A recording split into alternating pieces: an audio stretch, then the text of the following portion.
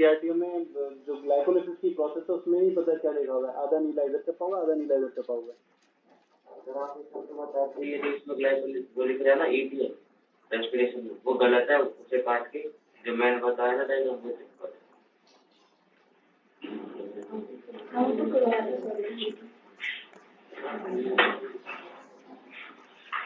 गलत है, ये बात सही है, लेकिन जब एनसीईआरटी मानेगी ना अपने करंट एडिशन को मानेगी, तो उसने महा गलत लिख रखा हो, ठीक है। अगर उसने पूर्व को पश्चिम भी लिख दिया ना, तुम पश्चिम याद कर लो।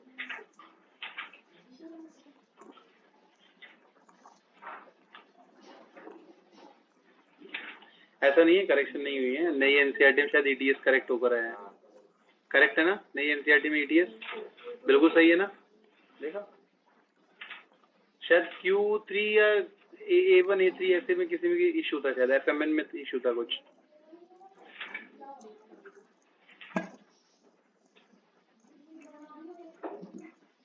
बेटा ये मार्क कर लिया, देखा करियर के बाद है करने के बाद ही करेगी।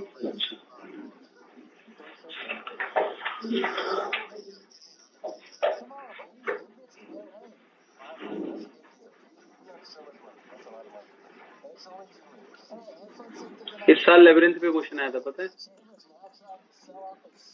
याद है नहीं था अभी पर?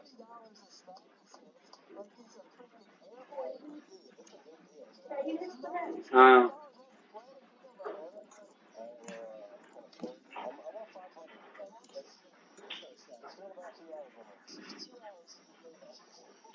डन बेटा, मार्क कर लिया सभी ने? Yes sir. जो एक क्यों मार्क किया हुआ है मैंने, ये इस साल के नीट का क्वेश्चन है। Scala vestibuli end at oval window आया था ना? Scala tympani terminate at round window.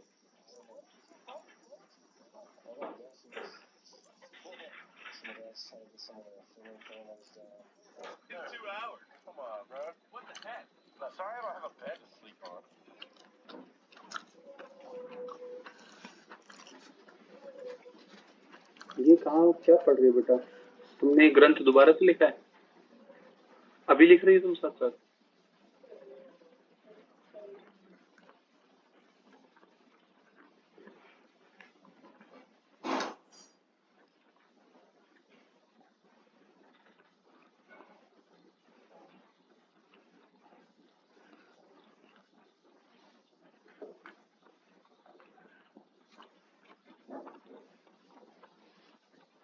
देखो फॉर द RM स्टूडेंट्स मेरा सजेशन रहता है ज़ूलॉजी के लिए, नोट्स बार बार रिवाइज करने का बेनिफिट नहीं है आपको, सब तो आता है। ऐसा कौन सा पोर्शन है जो आपको नहीं आता है? सब समझ में भी आता है। जब क्लास में पढ़ा दिया जाए ना, घर जाकर उसके ऊपर क्वेश्चन प्रैक्टिस करो, ठीक है? 1 घंटा रिवाइज करने से अच्छा 1 घंटा उसके ऊपर क्वेश्चन प्रैक्टिस करो। जब आप उस पर्टिकुलर टॉपिक पर क्वेश्चन प्रैक्टिस करोगे ना, तो आपको 50% चीजें आएंगी, 50 नहीं आएंगी। तो जो नहीं आएंगी ना, आपका दिमाग फिर उसी पर फोकस करेगा, ठीक है? Rather than study like a junk, be smart in your preparation, ठीक है? जितनी बार उठाकर आप इसको पढ़ लो, आपको लगेगा हमेशा कि हमें आता है, ठीक है, या ये हमें समझ में आ गया। प्रॉब्लम कहाँ आती है? जब हम क्वेश्चन इनकरेक्ट करते हैं। तो क्वेश्चन इनकरेक्ट करते हैं ना, तब निकल कर आता है कि हमें किस पर्टिकुलर पोर्शन को सही से समझना है, जो कि उस पूरी रिदम के अंदर फिट नहीं हुआ, ठीक है?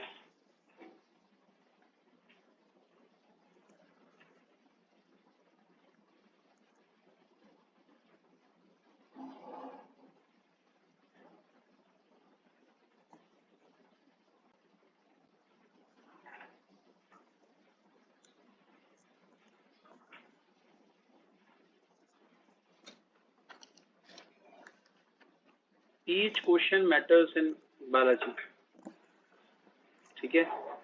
क्योंकि यहाँ पर क्वेश्चन ऐसा नहीं आएगा कि जो आप नहीं अटेम्प्ट कर पाएंगे। जिसकी स्टेटमेंट आपको समझ में नहीं आएगी। ऐसा क्वेश्चन कभी नहीं है। तो बायोलॉजी में अगर आप 360 गेन करते हैं, that means that will boost up your marks. एक क्वेश्चन भी गलत हुआ तो क्यों हुआ? अच्छा, वो टेस्ट दे दिया सभी ने? स्कॉलर्स वाला, स्कॉलर्स वन करके कोई टेस्ट है ट्यूटर को? नहीं, ये तुम्हारे बैच का नहीं है, RL4 का। चलो डन, तो शुरू करते हैं।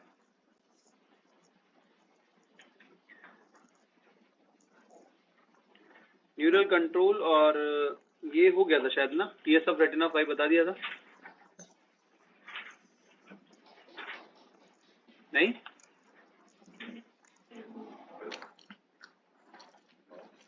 अकोमोडेशन बस। चलो, तो TS of retina 5, TS of retina 5 की अगर हम बात करें तो सबसे आउटर मोस्ट लेयर होती है स्क्लेरा, उसके बाद प्रेजेंट होती है कोरॉइड। कोरॉइड और रेटिना के बीच में पिगमेंट एपिथेलियम होता है। कुछ बुक्स पिगमेंट एपिथेलियम को रेटिना का हिस्सा मानती हैं, लेकिन कुछ मानती हैं कि वो कोरॉइड का हिस्सा है। लेकिन असल में कोरॉइड जो है वो एक वेस्कुलर लेयर है और कलर वहां पर प्रेजेंट होता है। उसी के एक्सटेंशन के अंदर असल में आई का कलर भी प्रेजेंट होता है, आइरिस का। इसी वजह से पिगमेंट एपिथेलियम को एनसीईआरटी ने और अबंडेंट नंबर ऑफ बुक्स ने पिगमेंट एपिथेलियम को कोरॉइड लेयर का हिस्सा माना। ठीक है, रेटिना के अंदर जो सेल्स प्रेजेंट होती हैं दे आर फोटोरिसेप्टर सेल्स, और ये फोटोरिसेप्टर सेल्स जो होती हैं इनका एपिकल पार्ट, ठीक है, जो कि बाहर की तरफ होगा, उसकी शेप अलग अलग होती है। कुछ सेल्स में ये कॉनिकल होता है और कुछ में राउंड। तो जिनके अंदर राउंड होगा वहां पर ये रॉड शेप स्ट्रक्चर दिखाती हैं, तो उनको हम रॉड सेल्स कह देते हैं।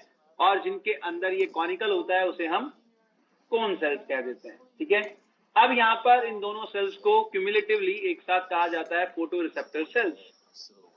यही फोटोरिसेप्टर सेल्स जो है वो असल में बाइपोलर न्यूरॉन्स के साथ नेटवर्क की फॉर्मेशन करती हैं। अब वो नेटवर्क असल में आउटसाइड यानी कि बाहर की तरफ प्रेजेंट है, तो उसको एक्सटर्नल फ्लेक्सीफॉर्म लेयर कहा जाता है। फ्लेक्सस का मतलब होता है नेटवर्क। ठीक है, और यहीं पर प्रेजेंट होती हैं हॉरिजॉन्टल सेल्स जो कि सिग्नल को आपस में जोड़ती हैं, कन्वर्जेंस का काम करेंगी ये बेसिकली। और इनके अंदर नर्व फाइबर्स एब्सेंट होते हैं। क्या एब्सेंट होंगे? नर्व फाइबर्स एब्सेंट होते हैं। Then after in bipolar neurons के बीच में, अब न्यूरॉन है तो न्यूरॉन की पैकेजिंग के लिए क्या चाहिए? ग्लायल सेल चाहिए। तो यहाँ पर जो ग्लायल सेल्स पैकेजिंग करती हैं उनको मूलर सेल्स कहा जाता है। They are known as Muller cells. ये मूलर शेप स्ट्रक्चर होती है इनकी। मूलर शेप स्ट्रक्चर क्या होता है? ओखली देखी है सभी ने? ओखली, और ओखली के अंदर जो डंडा होता है जिससे उससे कूटते हैं, ठीक है, अगर आप उसकी शेप को देखोगे तो जहां से पकड़ा जाता है उसको वहां पर वो थिन होता है और आइदर साइड वो क्या होगा? थिक होता है। करेक्ट। अब यहाँ पर अगर आप ध्यान से देखेंगे तो इस सेल के अंदर भी जहां पर न्यूक्लियस ऑफ बाइपोलर न्यूरॉन आमने सामने है वहां पर वो थिन हो गया और बाकी पोर्शन पर वो क्या रहेगा? थिक रहेगा, इसलिए उसको भी मूलर शेप्ड माना जाता है। ठीक है, देन आफ्टर इसके अलावा इसकी डिस्कवरी भी मूलर ने की। ठीक है, तो नाम जो दिया गया वो साइंटिस्ट के नाम पर दिया गया, ना कि शेप के नाम। ठीक है, then after come to the next, ganglion cells. Ganglion cells जो होती हैं वो असल में ऑप्टिक नर्व की सेल्स होती हैं जो कि इनर फ्लेक्सीफॉर्म लेयर की फॉर्मेशन करेंगी बाइपोलर न्यूरॉन्स के साथ। और यहाँ पर एमाक्राइन सेल्स प्रेजेंट होती हैं जो कि सिग्नल को इनहिबिट करती हैं, रोकती हैं। ठीक है, आगे जाकर ये ऑप्टिक नर्व के साथ जुड़ जाता है। ठीक है, अब यहाँ पर अगर मैं देखूं तो एक पर्टिकुलर पोर्शन पर मैंने लिखा हुआ है एट फोविया, दिखाई दे रहा है नीचे की तरफ। अब अगर मैं इस पर्टिकुलर पोर्शन को देखूं तो यहाँ पर गैंग्लियन सेल का नंबर 1, और ये एक ही बाइपोलर न्यूरॉन से जुड़ रहा है, और यही एक बाइपोलर न्यूरॉन जो है वो एक कोन सेल से जुड़ रहा है। किससे जुड़ रहा है? कोन सेल से जुड़ रहा है। इसका सिग्नल जो है वो एक्सचेंज नहीं हो रहा। बेसिकली यहाँ पर प्लेक्सस जो है नेटवर्क की फॉर्मेशन जो है वो बेसिकली एक कॉन सेल, एक बाइपोलर न्यूरॉन और एक गैंग्लियन सेल के बीच में प्रेजेंट है। यानी कि यहाँ पर रेशियो जो है दैट इज 1:1:1। ठीक है, ये कहां पर प्रेजेंट होता है? फोविया सेंट्रलिस पर प्रेजेंट होता है। लेकिन अगर हम बाकी के केस में देखें तो यहाँ पर देखिए फोटोरिसेप्टर सेल्स का नंबर ज्यादा है, बाइपोलर न्यूरॉन सेल्स का नंबर उससे कम है, और उससे कम नंबर है यहाँ पर गैंग्लियन सेल्स का। क्लियर? तो एक्सेप्ट फोविया सेंट्रलिस बाकी पोर्शन में कन्वर्जेंस ऑफ सिग्नल होता है। अब कन्वर्जेंस ऑफ सिग्नल क्या है कि many photoreceptor cells signal to the few bipolar neuron and those few bipolar neuron signals to a 1 or 2 ganglion cells. तो आउटर टू इनर साइड, बाहर से अंदर की तरफ कन्वर्जेंस ऑफ सिग्नल हो रहा है। ठीक है, क्लियर है ये बात? अब एक सबसे इंपॉर्टेंट चीज कि direction of signal and direction of light एक दूसरे के अपोजिट होती है। डायरेक्शन ऑफ लाइट जो है वो इनर टू आउटर साइड जा रही है, जबकि सिग्नल जो है वो आउटर टू इनर साइड आ रहा है। अब आप ये कहेंगे कि सर ये इनर टू आउटर कैसे जा रहा है सिग्नल? ये तो जा तो आंखों के अंदर ही रहा है ना, तो इनर टू आउटर कैसे हुआ? असल में इमेज फॉर्मेशन जहां पर हो रही है वो आई के बिल्कुल पोस्टीरियर मोस्ट पार्ट पर है। मान लो कि ये जो मेरा हाथ दिखाई दे रहा है इधर से, ये रेटिना की वो लेयर है जिस पर जाकर इमेज की फॉर्मेशन होगी। तो इस डायरेक्शन से लाइट आई, ठीक है, और ये इधर स्क्लेरा प्रेजेंट है, तो ये आउटर मोस्ट लेयर हो गई। तो जब इस डायरेक्शन से लाइट आ रही है तो असल में अंदर से बाहर की तरफ लाइट जा रही है। ठीक है, लेकिन सिग्नल जो है वो इसके अपोजिट डायरेक्शन में जाएगा। सिग्नल आउटर टू इनर जाता है, जबकि लाइट जो है वो इनर टू आउटर जाती है। ठीक है, क्लियर है ये बात? अब आप ये कहेंगे कि सर आई तो इस तरह से स्फेरिकल स्ट्रक्चर है, तो बाहर से अगर आ रहा है तो सबसे पहली लेयर जो है वो तो असल में क्या है? एक्सटेंशन ऑफ स्क्लेरा ही है, कॉर्निया नहीं। असल में वो सभी लेयर रिफ्लेक्शन कर रही हैं, लेकिन इमेज फॉर्मेशन जहां पर होगी उसी इमेज फॉर्मेशन वाली जगह पर ही तो डीपोलराइजेशन होगा, उसके अलावा तो कहीं और नहीं होने वाला। अब अगर मैं इस पूरी सर्कुलर लेयर की बात करूं या इस पर पूरी स्फेरिकल लेयर की बात करूं तो फोविया सेंट्रलिस पर मैक्सिमम रेजोल्यूशन होता है। उसके अलावा कहीं और भी इमेज अगर बनी तो उसका कोई ज्यादा इफेक्ट नहीं आने वाला। तो जब इमेज फॉर्मेशन फोविया पर हो रही है उस जगह पर अगर आप देखेंगे तो उस जगह पर आउटर मोस्ट लेयर क्या है? स्क्लेरा। इनर मोस्ट लेयर क्या है? रेटिना। तो असल में लाइट जो है वो इनर टू आउटर डायरेक्शन में जा रही थी, सिग्नल इसके अपोजिट जाएगा। तो वो कैसे जाएगा? आउटर टू इनर डायरेक्शन में जाएगा। ओ मम्मी समझाया? कभी कभी अरे इतना गर्म पानी कौन पिएगा? ठीक है, डायरेक्शन के ऊपर। इमेज फॉर्मेशन रिफ्लेक्टरी प्रोसेस है। मैक्सिमम रिफ्लेक्शन जो होता है वो कॉर्निया पर होता है। बताया ना मैंने कॉर्नियल लेंस वाली जो बात बताई थी अभी थोड़ी देर पहले कि मैक्सिमम रिफ्रैक्शन कॉर्निया पर होगा और एक्वस ह्यूमर जो है उसकी वजह से होता है क्योंकि वो एक ट्रांसपेरेंट फ्लूइड है। ठीक है, then after next one is accommodation. Accommodation में दो तरह से अकोमोडेशन हो सकता है। ठीक है, इमेज की फॉर्मेशन हो सकती है डिस्टेंट ऑब्जेक्ट्स के लिए एंड नियर ऑब्जेक्ट्स के लिए। जब डिस्टेंट ऑब्जेक्ट होगा, दूर होगा ऑब्जेक्ट, तो लेंस फ्लैट हो जाता है। ठीक है, लेंस क्या हो जाएगा? फ्लैट हो जाएगा। जबकि नियर ऑब्जेक्ट अगर होगा तो नियर ऑब्जेक्ट होने पर लेंस जो है वो बल्ज हो जाएगा। ठीक है, नियर ऑब्जेक्ट कौन सा होगा? 25 सेंटीमीटर टू 6 मीटर डिस्टेंस तक नियर ऑब्जेक्ट माना जाता है। ठीक है, अब होता क्या है बेटा, इसमें सस्पेंसरी लिगामेंट्स के अंदर टेंशन आएगा और ऑक्सिलरी मसल्स रिलैक्स करेंगी, जिसकी वजह से curvature of the lens decrease कर जाता है। कर्वेचर अगर डिक्रीज करेगा तो radius of the lens increase कर जाएगा, रेडियस बढ़ेगी तो लेंस फ्लैट हो जाएगा। सिंपल सी बात है। अब यहाँ पर मैंने इसको एक्सप्लेन करने के लिए ये 3 सर्कल बनाए, ए बी एंड सी। पीरा कहाँ है? किसका कर्व सबसे ज्यादा है? एक गुड। बाद में पी लिया तो जब ठंडा हो जाएगा। किसकी रेडियस सबसे ज्यादा है? सी की। ठीक है, अब नीचे दो कंडीशंस बनाई है, ए और बी। अगर ए में बात करें तो लेंस फ्लैट है और बी में बात करें तो लेंस बल्ज है। हाँ कि ना? तो कर्व की अगर हम बात करें तो कर्व अगर आप देखोगे तो किसका कर्व ज्यादा है? बी का। तो बी का कर्व ज्यादा तो उसकी रेडियस क्या हो गई, कम हो गई। दूसरे केस में ए का रेडियस ज्यादा है तो उसकी कर्व कम हो जाएगी। तो लेंस जब फ्लैट होता है, फ्लैट होने से क्या होगा, लेंस के रेडियस बढ़ेगी, रेडियस बढ़ेगी तो उसका कर्व कम होगा, कर्व कम होगा तो that is little bit like concave. तो दूर की चीजों को देखने के लिए हमें क्या यूज करना पड़ता है, कनकेव, है ना। नजदीक की चीजों को देखने के लिए हमें क्या यूज करना पड़ता है, कन्वेक्स। कन्वेक्स बीच से मोटा होता है जबकि दूसरा बीच से क्या होगा। अब अगर कोई लेंस जो कि एक फ्लेक्सिबल मेम्ब्रेन की तरह है, अगर आप उसको फ्लैट कर देंगे, खींच देंगे तो बीच से कैसे हो जाएगी, और अगर आप उसको दोबारा से बल्ज कर देंगे तो बीच से कैसा हो जाएगा। तो ये एक इलास्टिक मेम्ब्रेन है लेंस जो कि कनकेव और convex according to the need होता रहता है, ठीक है, जैसी हमें जरूरत पड़ती है, ठीक है। तो कौन करता है इसे, suspensory ligament and ciliary muscles. Suspensory ligament जो है जब वो टेंशन में आएंगे वो कॉन्ट्रैक्ट करेंगे तो लेंस को खींचकर फ्लैट कर देंगे, और जब वो रिलैक्स करेंगे तो पूरा लेंस जो है वो बीच में मेम्ब्रेन इकट्ठा होगा तो सिलेरी मसल उसको उस जगह होल्ड करके रखती है। तो नियर ऑब्जेक्ट के लिए सिलेरी मसल्स क्या करेंगी, कॉन्ट्रैक्ट करेंगी। क्लियर,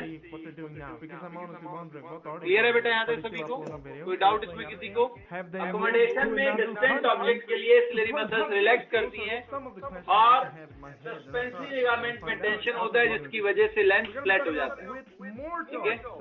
जबकि नियर ऑब्जेक्ट के लिए सस्पेंसरी लिगामेंट रिलैक्स करते हैं और सिलेरी मसल्स कॉन्ट्रैक्ट करती हैं जिसकी वजह से यहाँ पर लेंस जो है वो बल्ज हो जाता है। Then after come to the next adaptation. Adaptation क्या है बेटा, जब हम लाइट से डार्क में एंटर करते हैं तो वहां पर सराउंडिंग से स्टिमुलस का चेंज आता है और उस चेंज आने पर आई डार्क कंडीशंस के साथ एडेप्ट करती हैं और हम कुछ देर बाद डार्क रूम के अंदर कुछ देख पाते हैं। इमीडिएटली एंटर करने के बाद हम देख नहीं पाते। रीजन, क्योंकि आईज की जो कोन सेल्स को सिग्नल मिल रहा था वो सिग्नल बंद हो जाता है और उसके बाद रोड सेल्स को सिग्नल मिलना शुरू होता है, ठीक है। जब रोड सेल्स को सिग्नल मिलना शुरू होगा तो उसकी वजह से हम डार्क रूम में देख पाते हैं, ठीक है, क्लियर। अब जैसे ही स्टिमुलस में चेंज हुआ तो स्टिमुलस में चेंज होगा तो आई को वहां पर एडेप्ट करना पड़ेगा और उसी प्रोसेस को हम एडेप्टेशन बोलते हैं। What is pirate story basically, आपने पायरेट्स को देखा, एक आई पर पैच लगा कर रखते हैं, that's not in fashion. Old time में एविएटर्स एग्जिस्ट नहीं करते थे, यूवी रेडिएशन वाले जो आजकल आते हैं ना, ठीक है, धूप में जाते ही उनका कलर जो है लाइट ब्लू या लाइट ग्रीनिश हो जाता है, पहले वो एग्जिस्ट नहीं करते थे। तो क्या यूज करते थे सेलर्स या पायरेट्स, एक आई पर पैच लगा लेते थे। तो एक आई को हमेशा वो डार्क कंडीशन में रखते थे और एक को, उन्हें बार बार डेक और डार्क रूम के बीच में आना जाना पड़ता था चेक करने के लिए। जैसे ही डार्क रूम में एंटर किए, ये पैच उठाया, दूसरी आई पर रख दिया, ये आई तो पहले ही डार्क में थी, इमीडिएटली वो देख पाते थे, ठीक है। अब ये वाली आई जो है वो डार्क कंडीशन में चली गई, डार्क से लाइट में आने पर हमें बहुत जल्दी दिखाई देता है, ठीक है, इतना डिफरेंस नहीं आता है। जबकि आप अगर लाइट से डार्क में एंटर करेंगे तो काफी टाइम लगता है नए स्टिमुलस के साथ एडेप्ट करने, ठीक है। तो बाद में ये डार्क में हो गई। इस तरह से वो पैच को क्या करते रहते थे, शिफ्ट करते रहते थे, एक आई को डार्क में रखते थे, एक को लाइट में रखते थे, ठीक है, ताकि इमीडिएट इफेक्ट से वो एडेप्ट कर पाए सराउंडिंग्स के साथ। हाँ जी बेटा,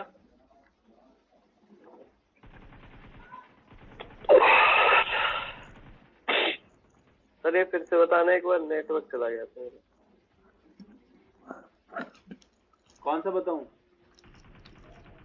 सर ये पायरेट की स्टोरी बता रहे थे, लुटेरे की स्टोरी। अरे सिंपल है, वो आंखों के ऊपर एक पैच लगा के रखते हैं ना, हाँ की ना, ये सर। तो वो लाइट और डार्क के साथ अडेप्ट करने के लिए ऐसा करते हैं, एक आई को डार्क में रखते हैं, एक को लाइट में, ठीक है। जब भी वो डार्क रूम में एंटर करते हैं तो उस पैच को शिफ्ट कर देते हैं। पैच को शिफ्ट करने से क्या होता है, जो डार्क के साथ अडेप्ट होती है आई वो इजीली देख पाती है उस कंडीशन में। Mechanism of vision, dim light vision के लिए रोड सेल्स रिस्पॉन्सिबल हैं और ब्राइट लाइट विजन के लिए कोन सेल्स रिस्पॉन्सिबल हैं। ठीक है, किस तरह से काम करेगा ये, तो देखो सिंपैथेटिक नर्वस सिस्टम जो है वो लॉन्गिट्यूडनल मसल्स को कांटेक्ट कराता है, रेडियल मसल्स को कांटेक्ट कराता है, जिसकी वजह से जो बीच का प्यूपिल है उसका साइज बढ़ जाएगा। जब ये बाहर की मसल्स कांटेक्ट करेंगी तो ये जो साइज है ये इंक्रीज कर जाएगा, तो प्यूपिल क्या हो गई, डायलेट। जबकि ये जो इनर सर्कुलर मसल्स है अगर ये कांटेक्ट करेंगी तो इसका साइज रिड्यूस कर जाएगा। ठीक है, और साइज रिड्यूस कर जाएगा तो प्यूपिल क्या हो जाएगा,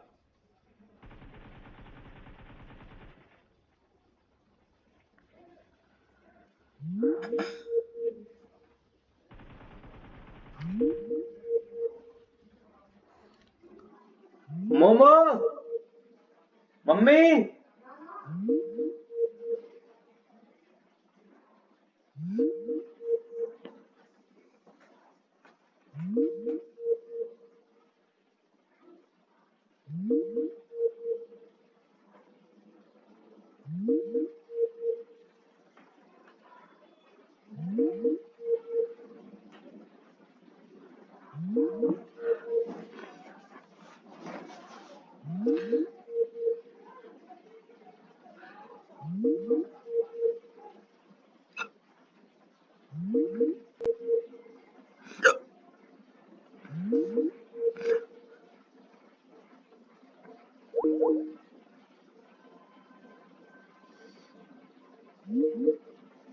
इनर मेम्ब्रेन के साथ क्या हो जाएगा, नेगेटिव। अब अगर लाइट नहीं है तो इसके आउटर सेगमेंट में सोडियम आयन का डिफ्यूजन होता रहता है, और डिफ्यूजन होने से यहाँ पर नेगेटिविटी जो है वो कम रहती है।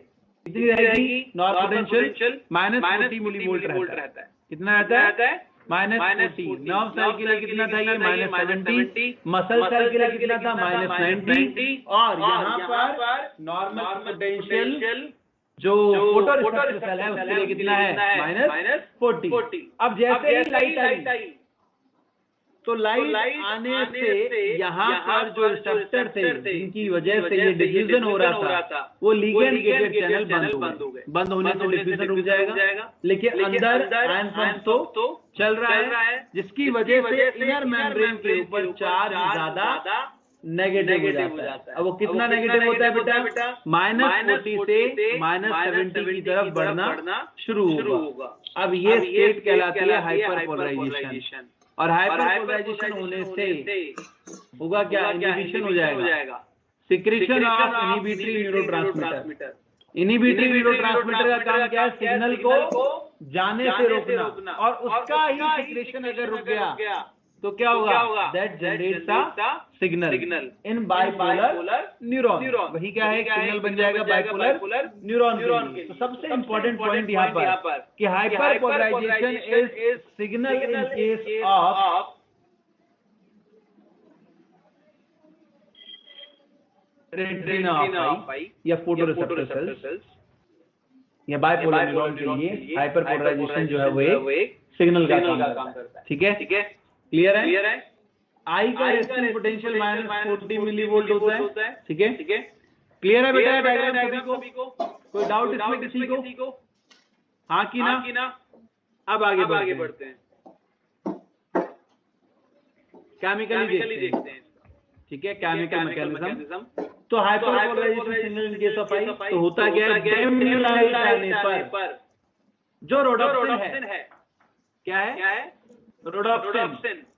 रोडोप्सिन में ब्लीचिंग होगी और ब्लीचिंग होने से वो दो हिस्सों में टूट जाएगा, रेटिनिन एंड स्कोटॉप्सिन में। ठीक है, एनसीईआरटी लिए scotopic region of rod cell and photopic region of cone cell, ये टर्म एनसीईआरटी ने मेंशन किया है। अब यहाँ पर ये जो रेटिनिन बना ये असल में डिम लाइट की वजह से 11 रेटिनल से 11 ट्रांस रेटिनल में कन्वर्ट हो जाता है। तो कन्फर्मेशनल चेंज हो गया। ये कभी आपने कार्बन की ये इस तरह की स्ट्रक्चर पढ़ी है ना।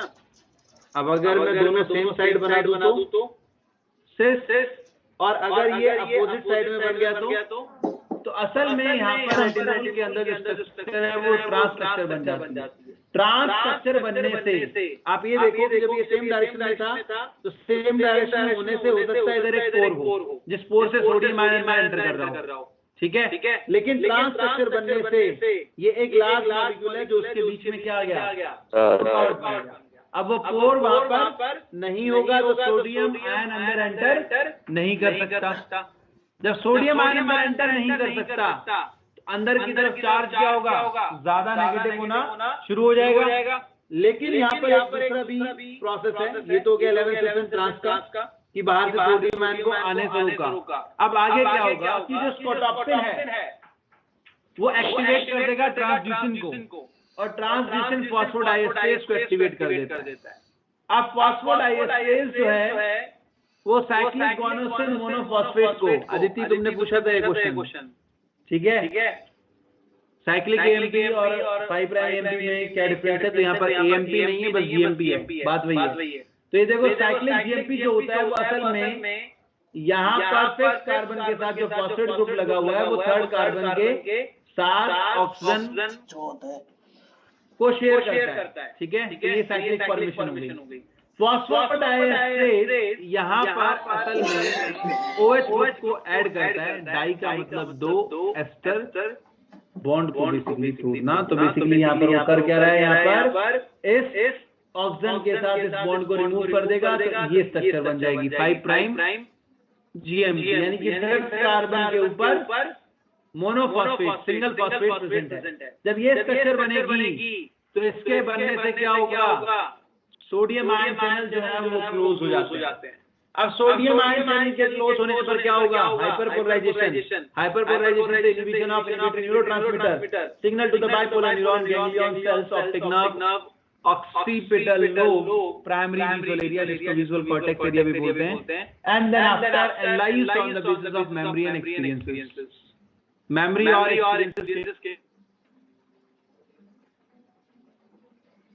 किसी को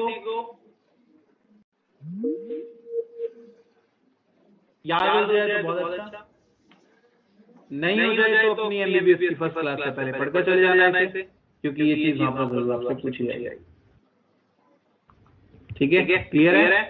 हाँ कि ना? जो एनसीईआरटी लेवल का है बेटा वो सिर्फ इतना है, यहाँ तक बस, यहाँ तक एनसीईआरटी। इसके अलावा स्कोटॉक्सिन जो है वो एटीपी को यूज करके डार्क कंडीशन में रीजनरेट कर लेता है दोबारा से प्रोडक्ट्स अलोंग विद रेटिन। तो ऊपर का ये पोर्शन जो है इतना एनसीईआरटी का है, बाकी का सब एक्स्ट्रा। याद हो जाए बहुत बढ़िया, ना हो तो कोई बात। हाँ भाई, क्लियर है सभी को ये? कोई डाउट किसी को? Anyone have any doubt in this में ask? No, sir.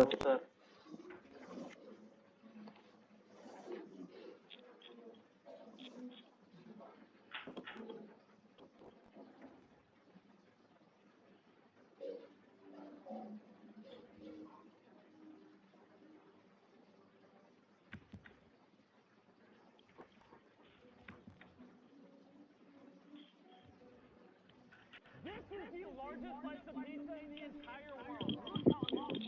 This pizza is literally 6 feet and taller than Carl. My ego shattered. It just doesn't stop. It's still going. It's still going. It's so big. And this is Joey Chestnut, the fastest competitive eater in the entire world. And not only does he hold the world record for hot dog eating, but he has so many more. Here's a quick montage of it. Sure, then after come to the next. Bright light mission के लिए कौन सा responsible होता है, process same है, ठीक है। Cone cells जो है उनमें एडॉप्शन प्रेजेंट होता है, एडॉप्शन विजुअल पर्पल या विजुअल वायलेट।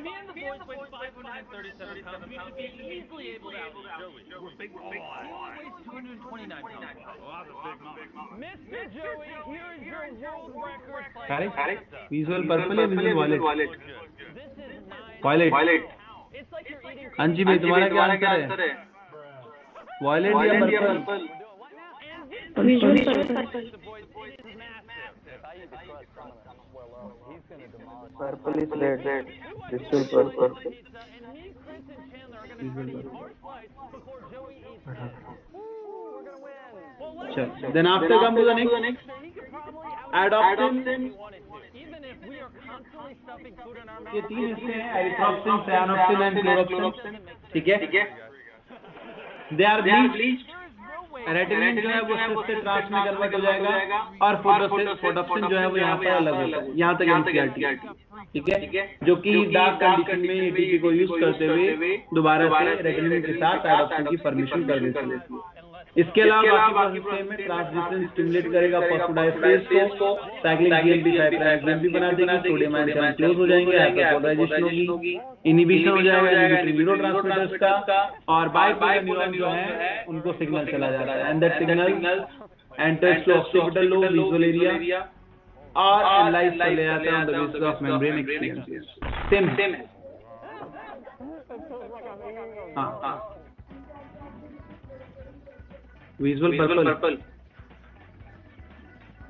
क्या बात कर रहे हैं?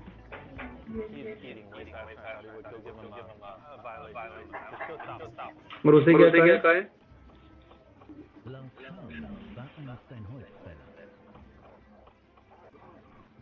You're not cutting it thoroughly. There's not enough cutting going on. I'm going to need you to. Nope. He's not listening to me. I don't think Adoption visual wallet. he's like a great white shark. And this visual. It is much easier My to bad. if I could fit it in. Visual. Correct कर लेना भाई. That's visual purple and visual violet is adoption. There's no way you're चलिए accessory structure of आई की accessory structures की अगर हम बात करें तो कॉर्निया से आगे क्या प्रेजेंट है? कॉर्निया से आगे आईलिड प्रेजेंट है, one pair of eyelid functional है, ठीक है, and third eyelid which is dictating membrane जो कि नॉन फंक्शनल, ठीक है। अब यहाँ पर सबसे पहले कंजक्टिवा प्रेजेंट होती है। कंजक्टिवा के दो हिस्से हैं, दो पार्ट हैं basically. It's like eating 10 pizzas by yourself. Word cannot express how full I was feeling. एक है थिक पार्ट, एक है थिन पार्ट। थिन पार्ट जो है वो ऑक्यूलर कंजक्टिवा होता है जो कि कॉर्नियल एपिथेलियम के साथ मर्ज कर जाता है। पैल्पेब्ररी कंजक्टिवा थिक होता है, वेस्कुलर होता है और उसके अंदर न्यूमरस पैपिलास प्रेजेंट होते हैं। इससे आगे हम बढ़ें तो मिबोमियन और टार्सस ग्लैंड प्रेजेंट होती हैं जो कि लार्जेस्ट ग्लैंड है आईलिड की, और इसके अंदर प्रेजेंट होगा मॉडिफाइड सेबेशियस ग्लैंड, और ये मॉडिफाइड सेबेशियस ग्लैंड जो होते हैं वो लुब्रिकेंट का सिक्रेशन करते हैं for the frictionless movement of eyeball. Next one is gland of mole. Gland of mole modified sweat gland है जो कि कॉर्नियल एपिथेलियम के ऊपर मॉइस्चर को मेंटेन करता है, ड्राई होने से बचाता है। ग्लैंड ऑफ ज़ीस जो है वो आईलैशेस के हेयर फॉलिकल के बेस में प्रेजेंट होता है और मॉडिफाइड सेबेशियस ग्लैंड है, ऑयल ग्लैंड है ये भी, और इसका काम भी नरिशमेंट प्रोवाइड करना है यहाँ पर आईलैशेस को और लुब्रिकेटेड रखना है। देन आफ्टर नेक्स्ट वन, इसके अलावा यहाँ पर लैक्राइमल ग्लैंड, लैक्राइमल एपिटस और ग्लैंड ऑफ क्लॉज भी प्रेजेंट होता है, ठीक है। Gland of claws is also modified oil gland. Then after next one lacrimal apparatus में टीयर ग्लैंड जो है वो क्लाउडी शेप स्ट्रक्चर में यहाँ पर प्रेजेंट है। इसके साथ बहुत सारी लैक्राइमल डक्ट जुड़ी होती हैं और वो इसे इंफीरियर एंड सुपीरियर कैनालिकुलाई से जोड़ती हैं। आई के अपर एंड लोअर साइड में कैनालिकुलाई से जोड़ती हैं और वो आगे जाकर नेज़ोलैक्राइमल सैक से जुड़ जाता है। नेज़ोलैक्राइमल सैक नेज़ोलैक्राइमल डक्ट की परमिशन करती है। तो जो लोग रोते हैं साथ में उनकी नाक भी बहती है, ठीक है, देखा होगा, आंख नहीं नाक पूछते हैं लोग कुछ। रीजन नेज़ोलैक्राइमल सैक से और नेज़ोलैक्राइमल डक्ट के थ्रू नॉस्ट्रिल्स के अंदर आंसू आ जाते हैं।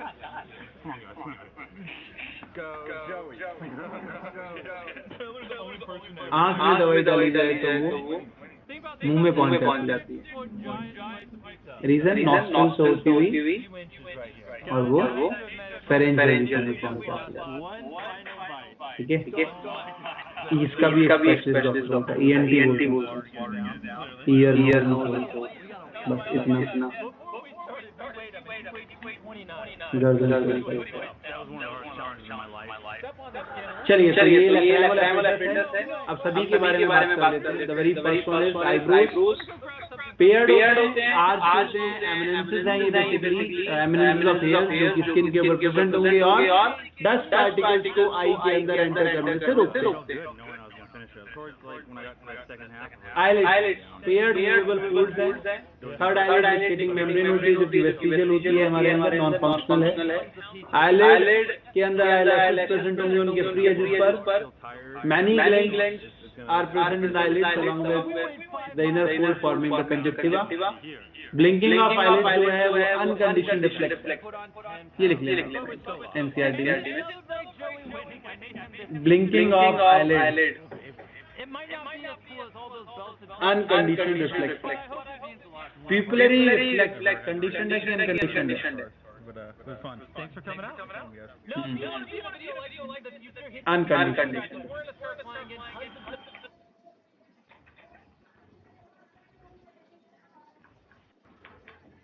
मॉड्यूल में क्वेश्चन दिया है पिपलरी रिफ्लेक्स।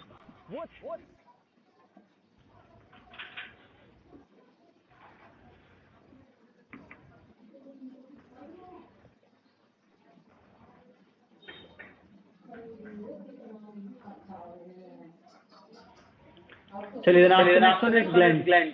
मेबोमियन ग्लैंड अभी बताया था, मॉडिफाइड सेबेशियस और ऑयल ग्लैंड में लार्जेस्ट है। फ्रिक्शनलेस मूवमेंट ऑफ आईबॉल करवाता है। Gland of Zeis at the base of follicle of eyelashes. Modified oil gland है ये भी, और नरिशमेंट प्रोवाइड करता है आईलैशेस को। ग्लैंड ऑफ मोल मॉडिफाइड फ्लोरीफेरस और स्वेट ग्लैंड है जो कि मॉइस्चर को मेंटेन करेगा। कंजक्टिवा के दो हिस्से हैं, palpi thick vascular nimbus papilla present होंगे। किससे बना होता है? Non keratinized stratified squamous epithelium से बना होगा। ठीक है। ऑक्यूलर कंजक्टिवा लूजली कनेक्टेड होता है थिन एवेस्कुलर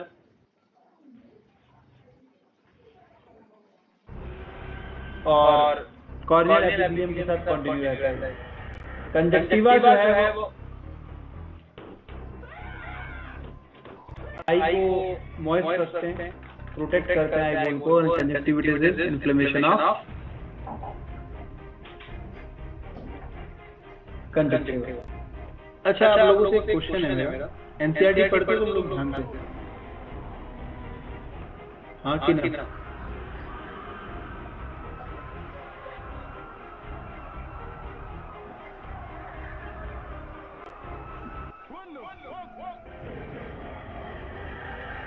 ये हार्ट के 4 चैम्बर है, ठीक है। ये है इंटरएट्रियल सिस्टम, इंटरवेंट्रिकुलर सिस्टम और एट्रियोवेंट्रिकुलर सिस्टम। एनाटॉमिकली इनका कंपोजिशन क्या होगा बताओ, एक्सेप्ट दोज जो कल मेरे पास बैठे थे उन बच्चों को छोड़ो, मतलब Kanishka and what is the name. हाँ, तो इंटरएट्रियल सिस्टम का कंपोजिशन क्या है, किससे बना है? एपिथेलियम से, कनेक्टिव टिश्यू से, किससे बना हुआ है? ठीक है। और एट्रियोवेंट्रिकुलर सिस्टम और इंटरवेंट्रिकुलर सिस्टम बताओ। हाँ ये नोट आर्टरियोवेंट्रिकुलर सिस्टम तो थिक फाइबर, कौन सा कनेक्टिव है? एक मिनट, कौन सा कनेक्टिव है? Thick fibres connective tissue atrioventricular fibres connective. ठीक है। हाँ आप बताइए, आप क्या बता रहे हैं? कनेक्टिव कौन सा? सारे?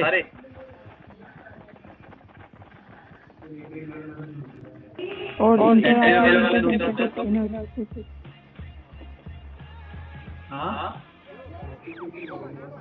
सारे कनेक्टिव टिश्यू होते हैं। इंटरआर्टरियोवेंट्रिकुलर थिन और थिक एपिथेलियम। एपिथेलियम एनसीईआरटी बोलो, देखो चेक करो, ये तो एनसीईआरटी में गिवन है। चलो ये मैंने सही बता दिया कि कनेक्टिव टिश्यू से बना होता है।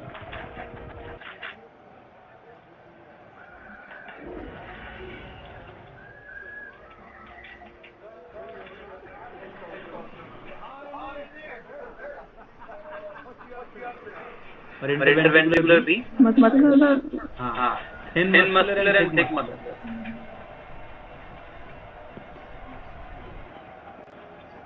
और ये फाइब्रस कनेक्टिव टिश्यू होता है AVS। हाँ बेटा क्वेश्चन तो ऐसे ही आएगा ना।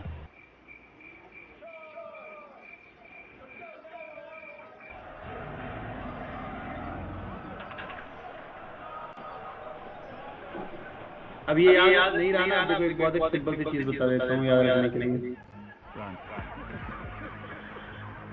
हर 2 चैम्बर था हाँ कि ना सिंगल सर्कुलेशन में 2 से 4 चैम्बर हुआ, 3 chamber 3.5 and then after 4 chamber. आप सोचो कि पहला हार्ट ट्यूबुलर हार्ट था, दूसरा हार्ट ट्यूबुलर हार्ट है, दोनों आपस में जुड़ जाएंगे तो कितने चैम्बर हो गए 4।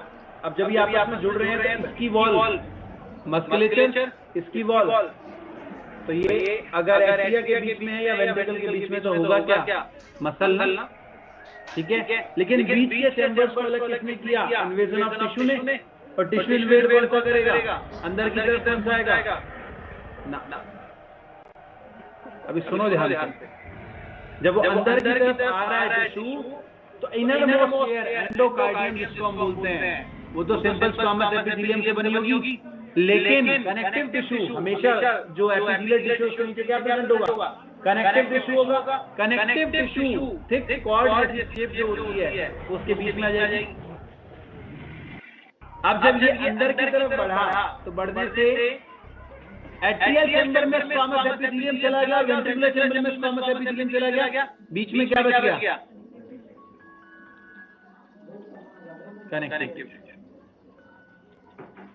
पिछले साल 11th क्लास में पढ़ाया है, ठीक है। फिर सब बच्चों ने कहा सब एक्स्ट्रा पढ़ा दिया, मैंने सीधा करवा दिया, सर लेके आ गए कि ऐसा और ऐसा। याद रखने के लिए ज्यादा पढ़ना पड़ता है तो थोड़ा याद रह जाता, ठीक है। चलिए लैक्राइमल अपरेटस, लैक्राइमल ग्लैंड यहाँ पर प्रेजेंट होते हैं जो कि वाटर का, एनएचसीएल का, लाइसोजाइम का और एंटीबॉडी आईजीए का सिक्रेशन करता है। Antibody IgA is present in saliva and tears, दोनों में प्रेजेंट होती है। बॉडी की सिक्रेशन में प्रेजेंट होती है एंटीबॉडी आईजीए, तो इंपॉर्टेंट क्वेश्चन है। Superior inferior canaliculi, नेसोलैक्राइमल sac, नेसोलैक्राइमल duct यहाँ पर प्रेजेंट होगा। एडिपोज टिश्यू, एडिपोज टिश्यू की अगर हम बात करें तो एडिपोज टिश्यू क्लियर आईबॉल के चारों तरफ प्रेजेंट होती है। ये हमने कहाँ पढ़ा, एनसीईआरटी के अंदर एनिमल टिश्यू के अंदर हमने पढ़ा, ठीक है। और इसका काम क्या है बेटा, शॉक एब्जॉर्बर लेयर बनाता है, कुशन बनाता है ये आईबॉल के चारों तरफ। डिसऑर्डर्स ऑफ आई दूर का दिखाई ना देना, इमेज जो है वो रेटिना से पीछे की तरफ बनती है, corrected by concave lens. Hypermetropia, farsightedness, दूर का दिखाई देना, नजदीक का दिखाई ना देना। इमेज कहाँ बनती है, in front of retina, retina से आगे बनी, ठीक है। That is corrected by convex lens. Presbyopia common defect है ओल्ड एज का, loss of elasticity of lens हो जाता है यहाँ पर एंड डिक्रीज हो जाती है पावर ऑफ अकोमोडेशन, और इसे करेक्ट किया जाता है कन्वेक्स लेंस से। ऐसा आपका मॉड्यूल लिखता है, लेकिन 10th क्लास के एनसीईआरटी लिखती है कि बाइफोकल लेंस से ये करेक्ट होगा। तो आप अपने आंसर को जस्टिफाई कर लीजिएगा। अगर बाइफोकल ऑप्शन में ना हो तो आप कन्वेक्स में मार्क कर सकते हैं, ठीक है। अदरवाइज 10th क्लास के एनसीईआरटी में फिजिक्स की एनसीईआरटी में लिखा है बाइफोकल, ठीक है। Then after next one is restrict magnetism, rough curvature of lens और कॉर्निया की वजह से होता है ये। The person can not distinguish between the horizontal and vertical lines, के बीच में डिफरेंशिएट नहीं कर सकता, सिलिंड्रिकल लेंस से करेक्ट किया जाता है। नेक्स्ट वन इज कैटरैक्ट, सफेद हो गया कहते हैं, ओपेक हो जाता है यहाँ पर लेंस, और सर्जरी से इसको ठीक किया जा सकता है। ट्रैकोमा, क्लैमिडिया ट्रैकोमैटिस कॉज करता है, इसको कॉर्नियल स्कारिंग भी बोलते हैं, इसका सबसे पहला इफेक्ट, ठीक है। और एक्सटेंसिव या बहुत ज्यादा लंबे समय तक अगर यही क्लैमिडिया ट्रैकोमाटिस वहाँ ग्रो करता रहे तो ये ब्लाइंडनेस भी कॉज कर सकता है। Excessive hearing and photophobia condition भी यहाँ पर है, ठीक है। कंजक्टिविटीज के सिम्टम्स को बेसिकली रिजेंबल करता है इसके सिम्टम्स। ग्लाउकोमा काला मोतिया कहा जाता है इसको, कैनाल क्लैम का ब्लॉकेज होने की वजह से ब्लाइंडनेस हो जाती है, क्योंकि एक्वस ह्यूमर जो है वो विड्रॉ नहीं हो पाता। बनाता कौन है एक्वस ह्यूमर? कौन बनाता है एक्वस ह्यूमर? नहीं, एक्वस ह्यूमर ठीक है, एक्वस ह्यूमर में भरा होगा, बनाएगा कौन?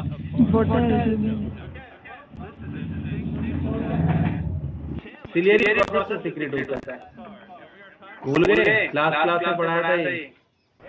सिलियरी प्रोसेस जो होती है वो एक्वस ह्यूमर का सीक्रेशन करती है। और विट्रस ह्यूमर क्या होता है? Similar to the Wharton gel liquid connective tissue है वो, जेल लाइक अपीयरेंस। चलिए ये था आई के बारे में। कोई डाउट इसमें अगर किसी को तो पूछ सकता है बेटा, अदरवाइज हम लास्ट टॉपिक शुरू करते हैं चैप्टर का, that is year. Vitreous humour का अमाउंट घटने और बढ़ने से मायोपिया हाइपरमेट्रोपिया कंडीशन होती है, ठीक है। आई बॉल का साइज अगर घट गया तो इमेज रेटिना से पीछे बनेगी, ठीक है। अगर बढ़ गया तो मतलब वो स्फेरिकल की जगह ओवल हो जाएगा तो आगे बढ़ेगा, तो उस कंडीशन को बोलते हैं हाइपरमेट्रोपिया, ठीक है।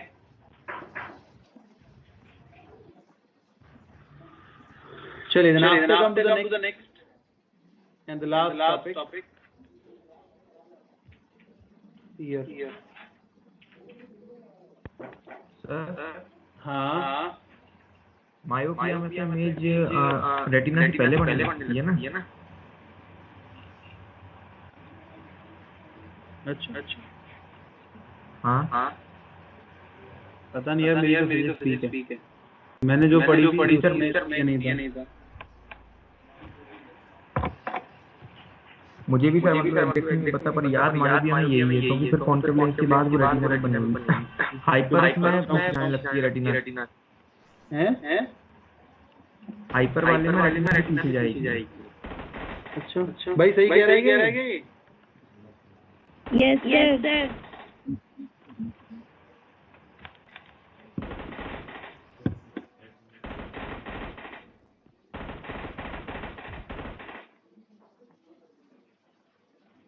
हाँ, तो यही तो है, इन फ्रंट ऑफ और हाइपरमेट्रोपिया फारसाइटेडनेस, दूर का दिखाई देना, इमेज पीछे चली है।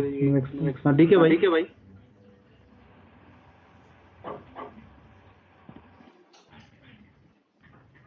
तो यहाँ पर जो डिफरेंस है वो यही है कि विट्रस ह्यूमर की वजह से अगर उसका अमाउंट बढ़ गया तो ये स्फेरिकल की जगह ओवल हो गया तो इमेज आगे आ गई। अगर ये घट गया विट्रस ह्यूमर, घट गया तो साइज छोटा हो गया, तो इमेज पीछे चली गई। यही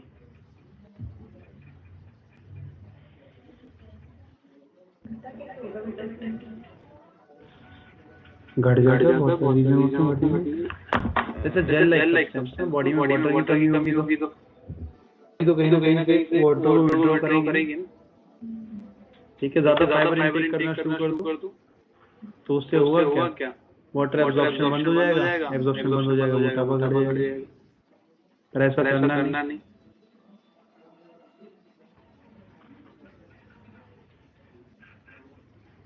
That will lead to extreme constipation or gut irritation, septic ulcers और बहुत सारे side effects।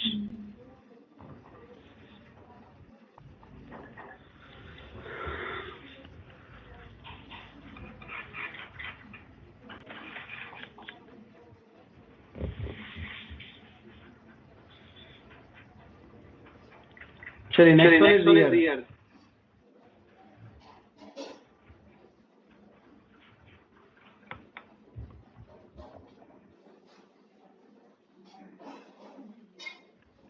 Organ of hearing and balancing कहा जाता है इसको।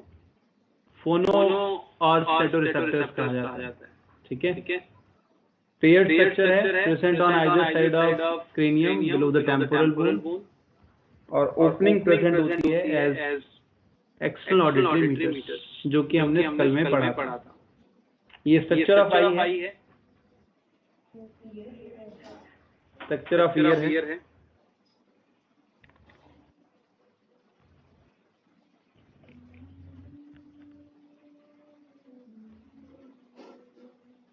एक मिनट,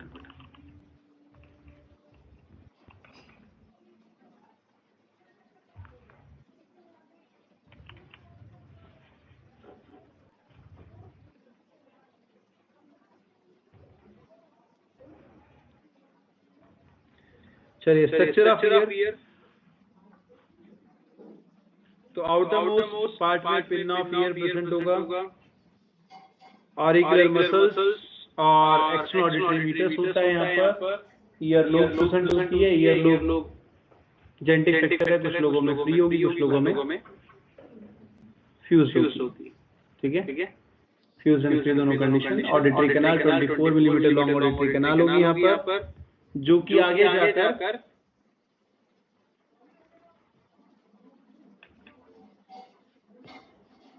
ईयर ड्रम और टिम्पैनम से जुड़ती है। अब एनसीईआरटी की सबसे इम्पोर्टेंट लाइन, ईयर ड्रम जो है वो आउटर साइड में कनेक्टिव टिश्यू से बना होता है और इनर साइड में उसके म्यूकस मेम्ब्रेन प्रेजेंट होती है। ठीक है, ईयर के डायग्राम के जस्ट सामने नीचे की तरफ आप जाएंगे तो मिडल ईयर की लाइन जो शुरू होती है बड़े वाला पैराग्राफ, उससे जस्ट पहले वाली लाइन यही लिखी गई है, नीचे नीचे यहाँ। ठीक है, आउटर साइड में क्या है, कनेक्टिव टिश्यू, और इनर साइड में क्या प्रेजेंट है, म्यूकस मेम्ब्रेन प्रेजेंट है। ठीक है, तो इधर जो आपको दिखाई दे रहा है ये कौन सा पार्ट है, आउटर। तो यहाँ पर क्या प्रेजेंट होगा, कनेक्टिव टिश्यू प्रेजेंट होगा, यहाँ पर कनेक्टिव टिश्यू प्रेजेंट होगा। चलिए आगे मैलियस स्टेपीज प्रेजेंट होते हैं। स्टेपीज जिस पर हिट करती है दैट इज ओवल विंडो, और उसके आगे इंटरनल ईयर प्रेजेंट होगा, 3 सेमीसर्कुलर कैनाल्स होती हैं, और यहाँ पर ऑडिटरी नर्व की 2 सप्लाई प्रेजेंट होंगी। एक है वेस्टिबुलर ब्रांच और दूसरी है ऑडिटरी ब्रांच, जो आगे जाकर ऑडिटरी नर्व की फॉर्मेशन कर देती है। ऑडिटरी ब्रांच को कॉक्लियर ब्रांच कहा जाता है, बेसिकली हियरिंग में हेल्प करेगी। ठीक है, यहाँ पर तीनों सेमीसर्कुलर कैनाल एक दूसरे के राइट एंगल पर होती है। यूस्टाचियन ट्यूब जो है वो मिडल ईयर से फेरिंक्स को कनेक्ट करती है और बॉडी के एयर प्रेशर को मेंटेन करती है। ठीक है, और एक क्वेश्चन जो कि आपके मॉड्यूल में दिया गया है during an exchange of gases में, कि नाक और मुंह बंद कर लेने से कान से आप एक्सपायर कर सकते हैं, हवा बाहर छोड़ सकते हैं, और ये आंसर कुछ जगह इसको सही बताया गया, लेकिन ये गलत है, ऐसा नहीं है। ठीक है, चलिए then after come to the next malleus stapes, fenestra ovalis, fenestra rotunda को अगर हम डिटेल में देखें तो कुछ इस तरह से है। ठीक है, malleus stapes, oval window, scala vestibuli terminates on oval window, और scala tympani terminates on round window. आगे जाकर स्केला वेस्टिबुलाई जो है वो हेलिकोट्रिमा की हेल्प से और स्केला टिम्पैनी से जुड़ जाती है। ठीक है, अब हम पढ़ते हैं मेम्ब्रेनस एंड बोनी लैबिरिंथ, पढ़ते हैं कि नहीं पढ़ते हैं? अब यहाँ पर अगर आप बीच में ध्यान दोगे तो ये मेम्ब्रेन प्रेजेंट है, जिसको हम बोलते हैं रीजनल मेम्ब्रेन, जो कि ऊपर की तरफ प्रेजेंट है, और नीचे की तरफ जो प्रेजेंट है दैट इज बेसिलर मेम्ब्रेन। ये बीच में जो लैबिरिंथ है इसको मेम्ब्रेनस कहा जाता है, जबकि ये जो बाहर की तरफ प्रेजेंट है उसको बोनी कहा जाता है। बोनी और मेम्ब्रेनस लैबिरिंथ के बीच में पेरिलिम्ब भरा होता है। बोनी और मेम्ब्रेनस के बीच पेरिलिम्ब भरा होता है। ठीक है, और मेम्ब्रेनस लैबिरिंथ के अंदर एंडोलिम्ब भरा होगा। ठीक है, ऑर्गन ऑफ कॉर्टा इसी के अंदर प्रेजेंट होता है। ठीक है, क्लियर है बेटा? Membranous and bony labyrinth. इस पूरी स्ट्रक्चर को हम इंटरनल ईयर मानते हैं और ये बेसिलर मेम्ब्रेन जो है वो इस तरह से रिपल मूवमेंट शो करती है। रिपल मूवमेंट होने की वजह से ही हमें ऑडिटरी वेव्स को इंटरप्रेट करने के लिए ऑर्गन ऑफ कोर्टाई जो है वो सिग्नल भेजता है। ठीक है, इसको हम आगे भी पढ़ेंगे। ईयर के 3 हिस्से हैं, external, middle and internal. External ear के 3 पार्ट हैं, auditory meatus, auditory canal and tympanum. According to NCERT tympanum जो है वो एक्सटर्नल ईयर का ही हिस्सा है, क्योंकि एनसीईआरटी लिखती है middle ear consist of 3 ear opticals in tympanic cavity, malleus incus stapes. ठीक है, मिडल ईयर में ईयर ऑप्टिकल्स और टिम्पैनिक कैविटी प्रेजेंट होती है। इंटर ईयर में वेस्टिबुलर एपरेटस होगा फॉर द बैलेंसिंग, और कॉक्लिया हियरिंग के लिए होता है। कॉक्लियर रीजन के कॉइल्ड पार्ट को छोड़कर जितना भी हिस्सा इंटरनल ईयर का है वो सभी का सभी वेस्टिबुलर एपरेटस माना जाता है। इसके 2 पार्ट हैं, क्रिस्टा एंड मैकुला। ठीक है, अब एक्सटर्नल ईयर में ऑडिटरी मीटर्स ट्रम्पेट शेप्ड होता है। ठीक है, ये एक म्यूजिकल इंस्ट्रूमेंट है ट्रम्पेट, आप देख सकते हैं इसको कहीं पर भी जाकर, मेरे पास कंसंट्रेट अगर किया जाए तो बेसिकली ये ऑडिटरी वेव्स को ऑडिटरी कैनाल के ऊपर लाकर कंसंट्रेट कर देती हैं, और then after auditory canal present होगी जो कि 24 मिलीमीटर लॉन्ग होती है। ठीक है, 4000 सिलोमिनस ग्लैंड्स इसके अंदर प्रेजेंट होंगे जो कि मॉडिफाइड सेबेशियस ग्लैंड्स हैं, और ये सिलोमेन वैक्स का सेक्रेशन करते हैं। ठीक है, और ये फॉरेन पार्टिकल को ट्रैप करेगा। ठीक है, देन आफ्टर टिम्पैनम तो vibrate due to the sound waves connect ear ossicle malleus, और वाइब्रेशन जो है वो movement of ear ossicle cause करती है बाय लिब्रेस सिस्टम, जो कि एम्पलीफाई कर देता है सिग्नल को 10 टाइम्स। इनर मेम्ब्रेन यहाँ पर म्यूकस मेम्ब्रेन है, and outer membrane is basically skin covered with connective. Middle ear के अंदर 3 ईयर ऑप्टिकल्स हैं, malleus incus stapes, hammer anvil stirrup shape, modification of articular quadrate and hyomandibular, ये हम पहले पढ़ चुके हैं। स्मॉलेस्ट मसल स्टेपिडियस है जो कि प्रिवेंट करती है स्टेपीस को हिट करने से ओवल विंडो पर अगर ज्यादा एम्प्लीफाइड साउंड वेव्स है, high amplification of sound waves है। Contraction of stapedius protect internal ear, ये क्लाइनल लिब्रेस सिस्टम जो है वो यहाँ पर 10 टाइम्स एनहांस कर देता है सिग्नल को, और 2.2 टाइम्स एम्प्लीफाई जाता है signal due to the smaller size of fenestra ovalis और ओवल विंडो। ठीक है, टिम्पैनिक कैविटी यूस्टाचियन ट्यूब को रिसीव करती है, oval window, round window and ear ossicle tympanic cavity में प्रेजेंट हो। इंटरनल ईयर के अंदर vestibular apparatus and cochlea present होता है। Cochlea is 3/4 coil, that is a part of labyrinth. Labyrinth क्या होगा? फ्लूइड फिल्ड कॉम्प्लेक्स स्ट्रक्चर को labyrinth कहा जाता है। Now the structure of it बहुत ही आसान है। तो 3 सेमी सर्कुलर कैनाल होती है यहाँ पर, एक है एंटीरियर, दूसरी है पोस्टीरियर और तीसरी है लेटरल। ये तीनों एक दूसरे पर राइट एंगल बनाती हैं, 90 डिग्री का एंगल बनाती हैं। अब ये तीनों जहाँ पर ओपन करती हैं वहां पर एक एम्पुला बनाती है। क्या बनाती है? एम्पुला की फॉर्मेशन करती है, और इसे कहा जाता है क्रिस्टा एम्पुलरिस। ठीक है, Crysta is the structure which is present in ampulla, तो उसको बोल दिया गया क्रिस्टा एम्पुलरिस। तो यहाँ पर 3 क्रिस्टा एम्पुलरिस प्रेजेंट होंगे इन ईच ईयर, तो दोनों में कितने हुए? 6। तो इन टोटल यहाँ पर 3 क्रिस्टा और 2 मैकुला प्रेजेंट होते हैं। अब इसके आगे यू शेप स्ट्रक्चर होती है जिसमें ये तीनों ओपन करते हैं। ठीक है, और इसमें प्रेजेंट होता है मैकुला। तो ये स्ट्रक्चर कहलाती है utricle. You stands for U shape, try stands for 3 की ओपनिंग यहाँ पर होगी, और इस रीजन को कहा जाता है मैकुला यूट्रिकुलाई। क्या कहा जाएगा? मैकुला यूट्रिकुलाई। ये आगे जाकर डक्ट की फॉर्मेशन करती हैं जो कि बनाता है स्पेकुलस एंडोलिम्फेटिकस। ठीक है, बैग लाइक स्ट्रक्चर बना देगा यहाँ पर सेक। ठीक है, और जिस डक्ट से ये जुड़ता है the duct is known as endolymphatic duct, या फिर डक्टस एंडोलिम्फेटिकस बोला जा सकता है साइंटिफिकली। देन आफ्टर ये आगे जाकर सेक्यूल की फॉर्मेशन कर देता है। इस सेक्यूल के अंदर भी एक मैक्यूला प्रेजेंट होगा, तो उसको कहा जाता है मैक्यूला सैक्यूलाई। मैक्यूला सैक्यूलाई। तो 3 क्रिस्टा और 2 मैक्यूला एक ईयर में प्रेजेंट होते हैं। Total number is 5 in each receptors का। क्रिस्टा जो है वो एंगुलर मूवमेंट को डिटेक्ट करता है और मैक्यूला जो है वो स्टैटिक इक्विलिब्रियम को मेंटेन करेगा। देन आफ्टर ये आगे जाकर कॉक्लिया से जुड़ते हैं, जिसको बोला जाता है डक्टस रीयूनियंस। डक्टस यानी कि डक्ट लाइक स्ट्रक्चर, और रीयूनियन, यूनियन का मतलब क्या होता है? जोड़ देना। ठीक है। और ये आगे जाकर कॉक्लियर डक्ट बना देता है, जो कि 2/3 कॉइल्ड होगी।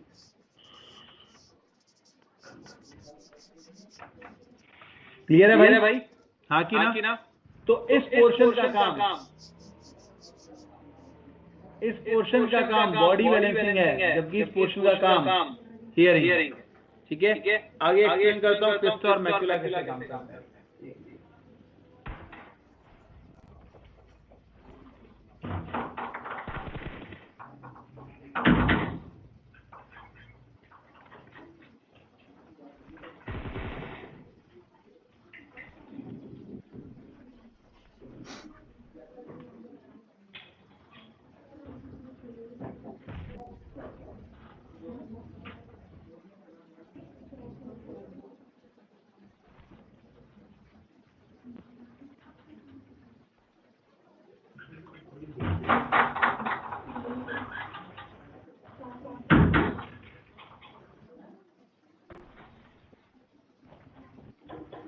तो यहाँ पर क्रिस्टा के साथ वेस्टिबुलर गैंग्लियॉन्स जुड़े होते हैं। ये वेस्टिबुलर पोर्शन के अंदर 8 क्रेनियल नर्व से जुड़ेंगे। 8 क्रेनियल नर्व कौन सी है भाई?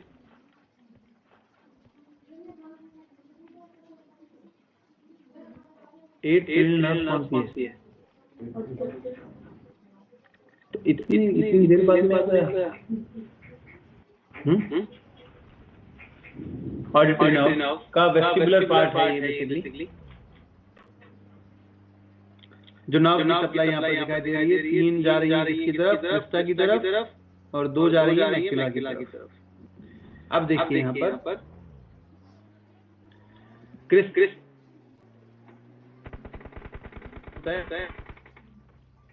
स्टैटिक कंडीशन, और जब वो अपनी एक्सिस पर घूमता है तो अपनी एक्सिस पर घूमने की वजह से, अब एक्सिस तो अगर मान लीजिए कि तीनों सेमी सर्कुलर कैनाल अगर एक दूसरे के 90 डिग्री एंगल पर हैं, तो कितना कवर कर लिया उन्होंने? 270 डिग्री कवर कर लिया।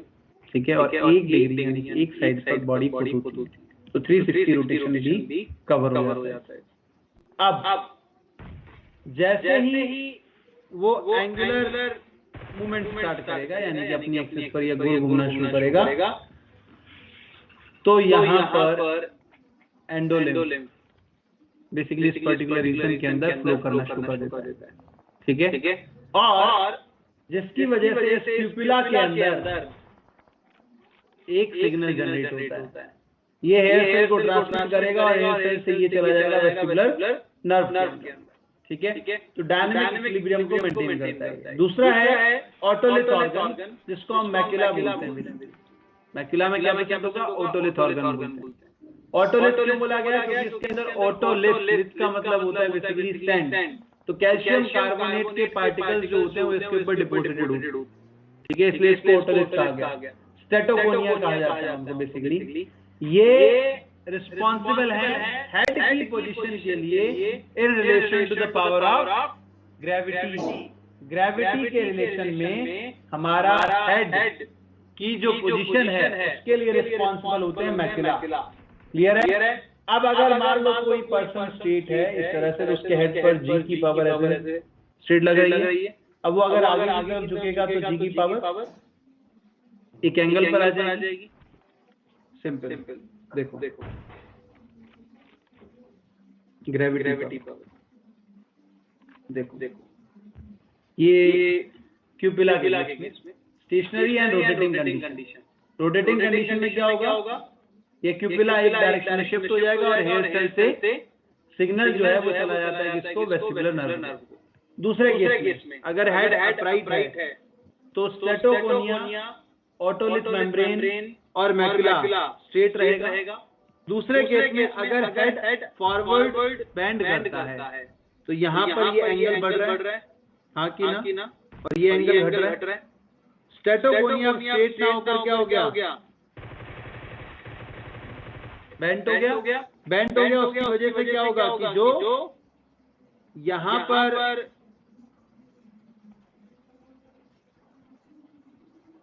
एंडोलिम्फ है वो एंडोलिम्फ इस डायरेक्शन में फ्लो करेगा।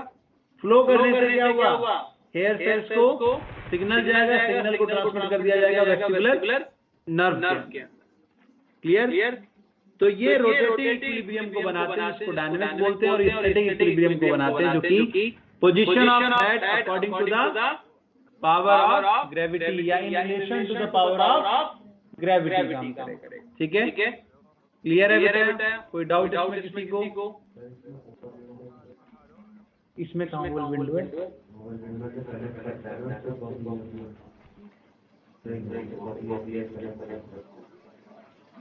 हम क्या पढ़ रहे हैं अभी? कॉक्लिया पढ़ रहे हैं कि वेस्टिबुलर पार्ट? तो यहाँ कहाँ है वोल विंडो? ये अभी कॉक्लिया कहाँ है? हाँ उधर है, वो यहाँ कहीं होगा बेटा, इस जगह यहाँ कहीं वोल विंडो, सॉरी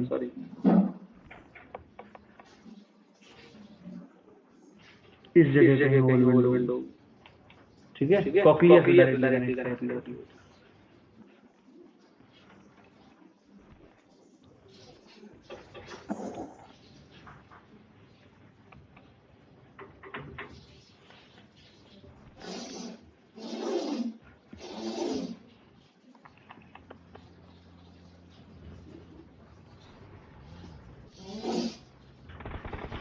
चलिए लैबिरिंथ फिल्ड बाय लिम्फ, दो हिस्से हैं, बोनी और मेम्ब्रेनस।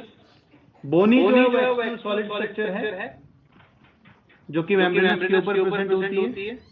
मेम्ब्रेनस इनर कंपार्टमेंट है जिसमें वेस्टिबुलर और कॉक्लियर दो पार्ट होते हैं। ये हम पढ़ चुके हैं सब, थ्योरेटिकल रिवीजन इसका ये। Ampulla of the semicircular canal जो कि परपेंडिकुलर एक दूसरे के dynamic equilibrium, utriculi sacculi. Next is cochlear duct, B star के मार्क किया बेटा इसको, ये देखो यहाँ पर ऊपर डायग्राम में मार्क था ना ये पोर्शन। तो यहाँ से आगे कैसा दिखाई देगा, ये देखो Oval window and round window यहाँ पर प्रेजेंट होती है। ओवल विंडो के ऊपर स्केला वेस्टिबुलाई, और ये आगे जाकर कॉइल करेगा, कॉइल करने के बाद हेलिकोट्रिमा से ये जुड़ जाएगा स्केला टिम्पैनी से। बीच में स्केला मीडिया प्रेजेंट है और ये 2, 3, 4 कॉइल्ड होता है। ठीक है? अब यहाँ पर अगर हम स्ट्रक्चर को देखें तो ये वाली स्ट्रक्चर एनसीईआरटी ने बहुत अच्छी बनाई है, मैंने थोड़ी सी खराब बनाई है। सिंपल है कि स्केला वेस्टिबुलाई यहाँ पर प्रेजेंट है। स्केला वेस्टिबुलाई के अंदर पेरिलियम भरा होता है। जब ओवल विंडो पर हिट करता है स्टेपीज तो उसकी वजह से यहाँ पर एक वाइब्रेशन जनरेट होती है इस तरह से।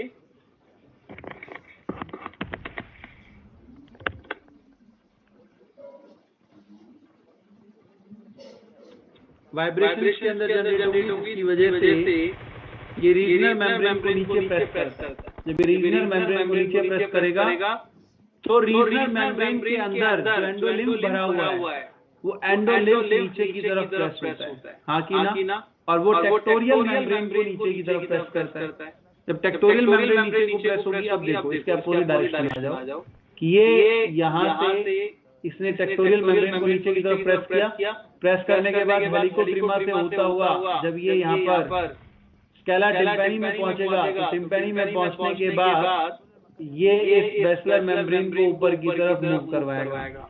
जब ये ऊपर की तरफ मूव करवाएगा तो ऑर्गन ऑफ कोर्टाई जो है वो असल में प्रेस करेगा अगेंस्ट टेक्टोरियल मेम्ब्रेन, और जब वो टेक्टोरियल मेम्ब्रेन के अगेंस्ट प्रेस करेगा तो यहाँ पर ये ऑडिटरी नर्व को एक सिग्नल ट्रांसमिट करते हैं and that goes to the auditory area in the temporal lobe, और वहां पर जाकर इसे एनालाइज कर लिया जाता है। एक बार फिर से सुनो इसे, यहाँ से ऑडिटरी नर्व आई, सॉरी ऑडिटरी वेव आई, ऑडिटरी वेव ने टिम्पैनम पर आकर इसका वाइब्रेशन करवाया, वाइब्रेशन करवाने से मेलियोसेलिकल स्टिपीज के अंदर मूवमेंट हुआ, स्टिपीज ने हिट किया ओवल विंडो पर, ओवल विंडो पर हिट करने की वजह से यहाँ पर एक वेव जनरेट हुई इस तरह से, और इस पेरिलेंस में वेव जनरेट होने की वजह से ये रीजनल मेम्ब्रेन को नीचे की तरफ प्रेस करेगा।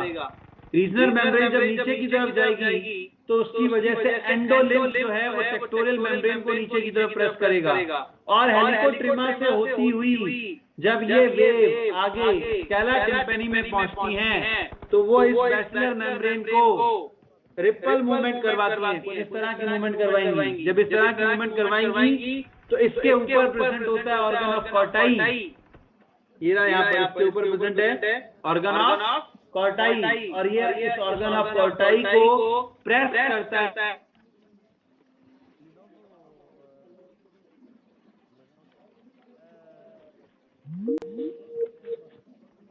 यहाँ पर एक एक्शन पोटेंशियल जनरेट होगा, और वह potential cochlear branch of auditory nerve के अंदर ट्रांसमिट हो जाता है। वहां से ऑडिटरी नर्व में जाएगा, ऑडिटरी नर्व से टेम्पोरल लोब में ले जाती है जहां पर ऑडिटरी एरिया प्रेजेंट होता है, प्राइमरी एंड सेकेंडरी।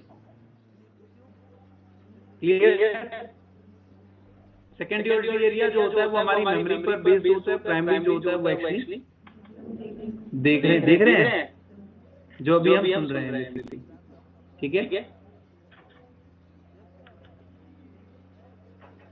क्लियर? चलिए, then after come to the next organ of Corti structure that is located on basilar membrane. Alfonso Corti ने इसको डिस्क्राइब किया था, क्यों पढ़े हम इसको, इसका रीजन है एनसीईआरटी ने अल्फोंसो कॉर्टाई का स्ट्रक्चर बनाया, मतलब क्या पिक्चर बनाया है, उसके बारे में डिस्क्राइब किया है, ठीक है, कहाँ पर, neural control and coordination chapter की शुरुआत में, पेज के अपोजिट साइड में है ना, न्यू एनसीईआरटी में भी। तो ह्यूमन यहाँ पर भी है कहीं पर,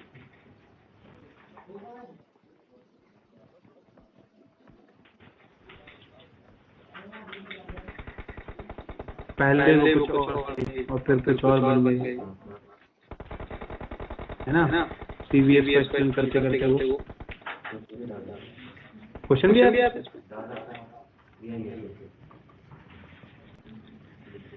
cardiovascular system of reptiles, very good,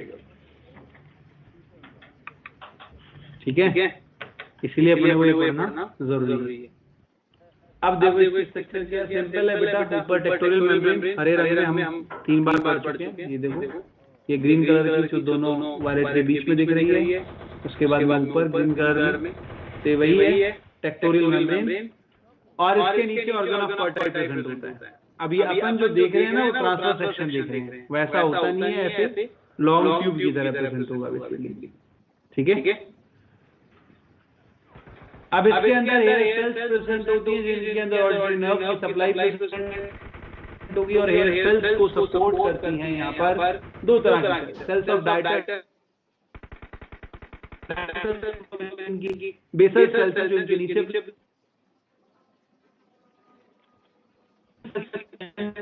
होंगे। इसके अलावा यहाँ पर एंडोलिम्फ को कंट्रोल करने के लिए दोनों तरफ either side cells of Claudius होती हैं, और सेल्स ऑफ क्लाउडियस के ऊपर सीलिया वेस्कुलरिस प्रेजेंट होगा, that is the only epithelium of our body which is having the blood supply, जिसके अंदर ब्लड सप्लाई प्रेजेंट होती है, ठीक है। अब ये जो सीरियस रिलेटेड हेयर सेल्स यहाँ पर प्रेजेंट है, ये सेंसरी सेल्स हैं, और जिनके अंदर ऑडिटरी नर्व की सप्लाई प्रेजेंट होती है। इसके नीचे देखो बैसिलर मेम्ब्रेन प्रेजेंट है जो कि रिपल मूवमेंट शो करती है, और ये इसे ऊपर की तरफ उठाएगी, जब ऊपर की तरफ उठाएगी तो टेक्टोरियल मेम्ब्रेन ऊपर से नीचे आ रही है, जबकि ये नीचे से ऊपर जा रही है, hair and that generates an action potential nerve को, ठीक है, उसकी कॉक्लियर मैकेनिज्म ऑफ हियरिंग, ये एनसीईआरटी ने बेटा जिसमें लास्ट में क्यू करके पैराग्राफ दिया था, ये पूरा क्यू है, ऊपर एक क्वेश्चन लिखा हुआ है, उसके बाद में ये उसी का ही एक्सटर्नल ईयर रिसीव करता है साउंड वेव्स को, डायरेक्ट करता है उसे ईयर ड्रम पर, वाइब्रेशन होती है ईयर ड्रम पे जो कि movement of ear ossicle cause करेगा मैग्नेटिक इंटरफेरेंस, स्टेपीज की मूवमेंट यहाँ पे होती है, देन आपको स्टेपीज हिट करेगा ओवल विंडो पर और वेव्स वाइब्रेशन की वजह से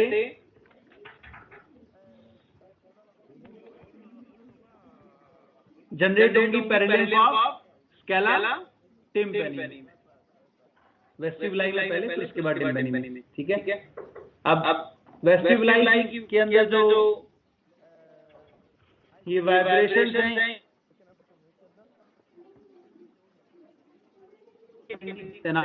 वेस्टिबुलाई टिम्पैनी में चला जाएगा जो कि बेसिलर मेम्ब्रेन का रिपल मूवमेंट ट्रिगर कर देता है, बेसिलर मेम्ब्रेन हेयर सेल को प्रेस करती है टेक्टोरल मेम्ब्रेन पर, नर्व इंपल्स ट्रांसमिट होती है, ऑडिटरी नर्व की हेल्प से वो ऑडिटरी एरिया में जाती है, कहां पर, टेम्पोरल लोब में, और डिकोड किया जाता है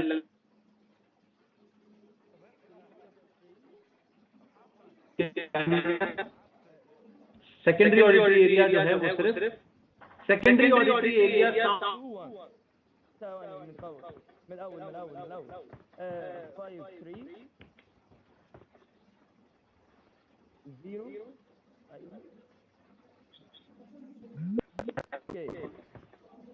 इंजन में क्या वाला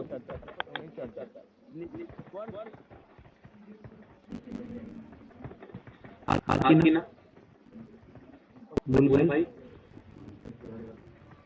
अब मैं तेरे से पूछूं कि बाइक में कैसे वाला ट्रैक्टर कैसे चलता, चिड़िया कैसे चलती, कौवा कैसे बोलता, कहाँ से आया सेकेंडरी ऑडिटरी एरिया से, तो आया भी नहीं कंस्ट्रक्शन, ठीक है। इवन मेमोरी पर भी काम करती है। मैं जैसे ये कहूँ कि अरिजीत सिंह का कोई गाना यार तो दिमाग में बजना शुरू हो गया जो तेरा फेवरेट होगा, है ना, तो वो मेमोरी सेम नहीं हो सकती है ना, हाँ कि ना। तो ये जो secondary auditory area, secondary visual area है, ये सब हमारी मेमोरी पर बेस्ड है ना। जैसे मैं कहूँ कि एरोप्लेन कैसा दिखता है, पंखा कैसा दिखता है,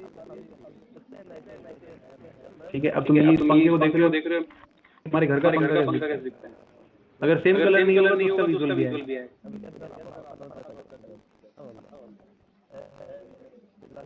What it is ये सब एसोसिएशन थ्योरी। चलिए ईयर डिसऑर्डर, कोई डाउट बेटा किसी को तो पूछ लीजिए बेटा।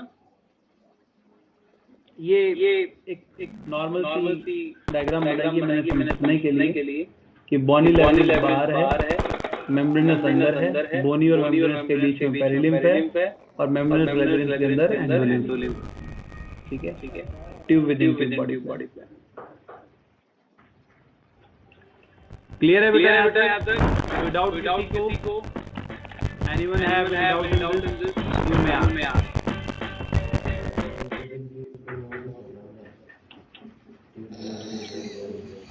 वो झटके दौड़ वास्ते तेरी कोई गलती, पढ़ाई की तरफ कोई फोकस नहीं रखता है दूसरे, है ना।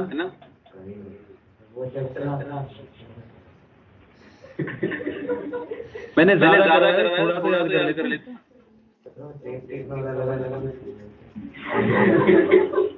और फिर एनसीईआरटी विद बॉडी प्लान नहीं है।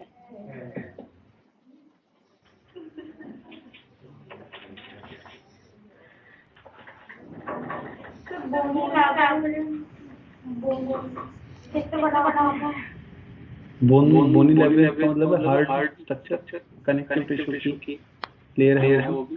बोनी का मतलब ये कि बोन से बना, बोनी मतलब हार्ट, अदरवाइज बोन का टर्म होता है।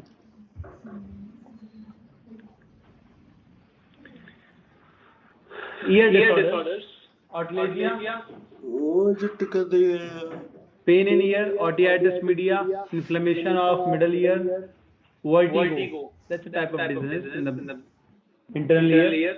Spinning movement फील होना बेसिकली स्टैटिक कंडीशन के अंदर भी वो भी वर्टिगो कंडीशन हो सकती है. कोविरेंट sign improper functioning internal ear कोविरेंट disease. Myringitis inflammation of tympanic membrane. Meningeal disease hearing का लॉस हो जाना क्योंकि फ्लूइड जो है वो इंक्रीज कर गया इंटरनल ईयर के अंदर. वो कोई भी फ्लूइड इंक्रीज कर सकता है. Parallel pendulum inflammation. ठीक है. Extra nerve impulses for sound only by ears. Nerve impulses for body balancing not only by ear, that is by muscles, joints, eyes and skin also. ये question 2 साल पहले पूछा गया. ठीक है. अदर डिजीजेस की अगर हम बात करें तो अल्जाइमर, लो एसिटाइलकोलिन और लॉस ऑफ मेमोरी हो सकता है. स्किज़ोफ्रेनिया ये हम पढ़ चुके हैं पहले भी. डोपामिन के बढ़ने से.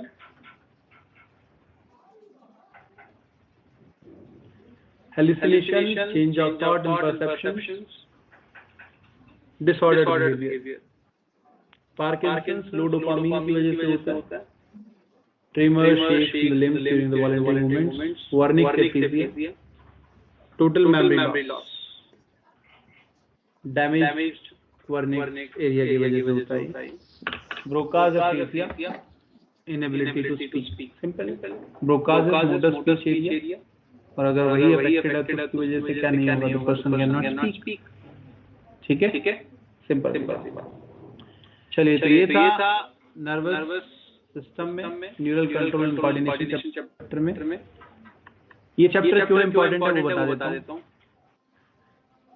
100 में से 80 to 85% स्टूडेंट जो नीट एग्जाम में बैठते हैं वो इसे पढ़कर नहीं जाते. रीजन बहुत ज्यादा टफ है. जरूरी नहीं कि आप मेरे नोट्स के जितना ही पढ़ें उतना ही याद रखें. आप एनसीईआरटी लेवल पर इसे अच्छे से याद कर सकते हैं. ठीक है. बेसिकली जो नोट्स हैं वो एनसीईआरटी का ही इलैबोरेशन है. उसी को ही थोड़ा सा एक्सप्लेन किया गया है ताकि ज्यादा पढ़कर हम कुछ याद रख पाए. ठीक है.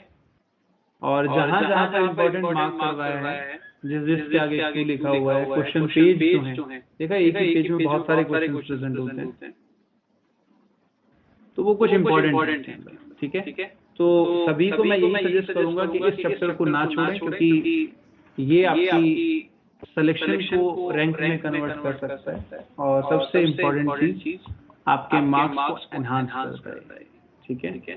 तो चैप्टर आपको अच्छे से पढ़कर जाना है. ठीक है. जहाँ पर कोई दूसरा स्टूडेंट क्वेश्चन गलत करे, वहां पर आप ये क्वेश्चन गलत ना करें, आप ये गलती ना करें.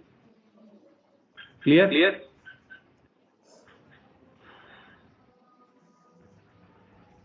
चलिए, after come to the next.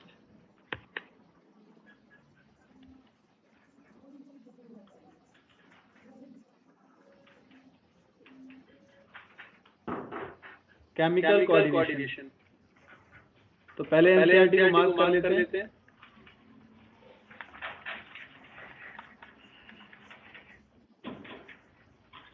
Chemical coordination integration. फिर उसके बाद आगे बढ़ते हैं. हाँ जी. सर ये वर्टिगो है, ये सर्वाइकल पेन से रिलेटेड है. सर्विकल पेन से भी रिलेटेड नहीं. सर्वाइकल पेन की कंडीशन में वर्टिगो. हाँ.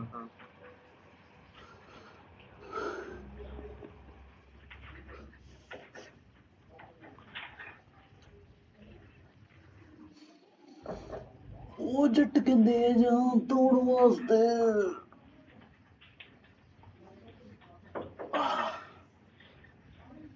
हो सकता है.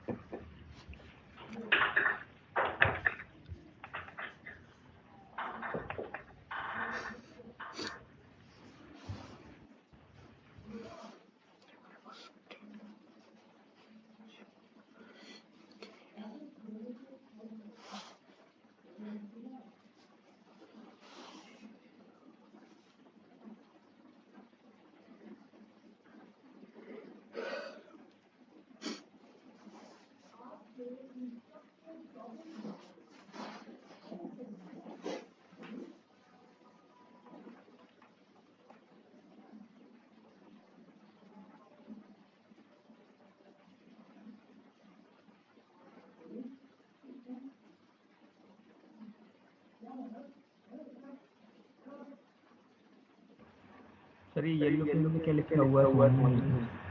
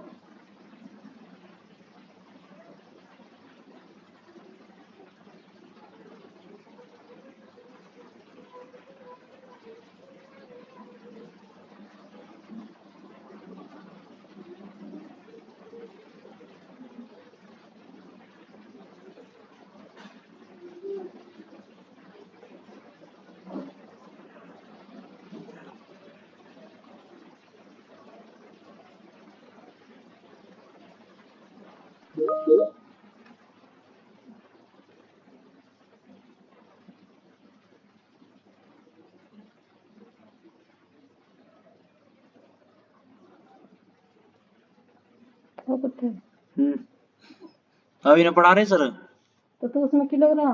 देख रहा हूँ कुछ। जब सही सही चला रहा होगा तो अरे सर पढ़ाना रे, ब्रेक दे रखा सर ने, रुक जाओ। अंदर नेट ने पता लगती है फिर ऐसे। हाँ यहाँ आएंगे तब। अरे लो यहीं देख लो, अभी देख लो सर पढ़ाना रे। आवाज आ रही है अब? ना वो सर नु बोल रहे हैं ना, मतलब देख लो पहले एक बार। सबने देख लिया, सर पता ना कहाँ गए कहीं। माइक लिखता ना ये लिख लिख के देख रहे हैं। लिखना रहे, यू बुक में दे रखा है। जब बुक दिया ना सर ने, उनमें उनके है सब कुछ। लिखवाते ना आ रही है।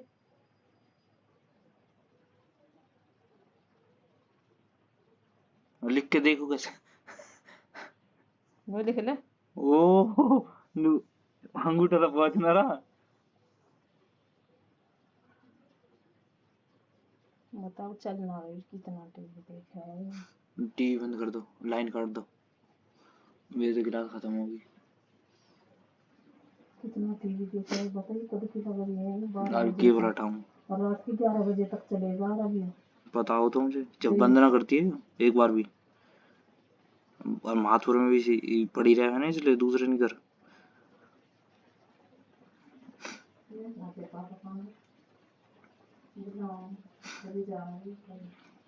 चौबीस हो गए।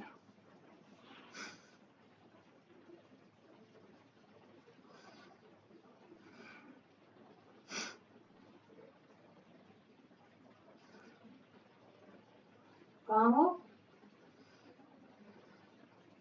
कहाँ पे? पता ना कहाँ बिजी रहे हो 24 घंटे।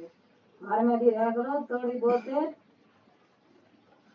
हाँ लग रहा है।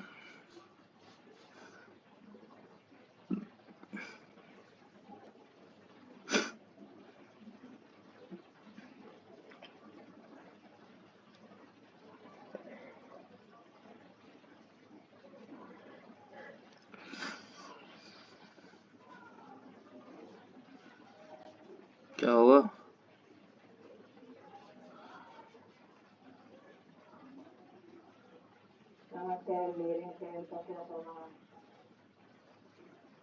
नहर पार।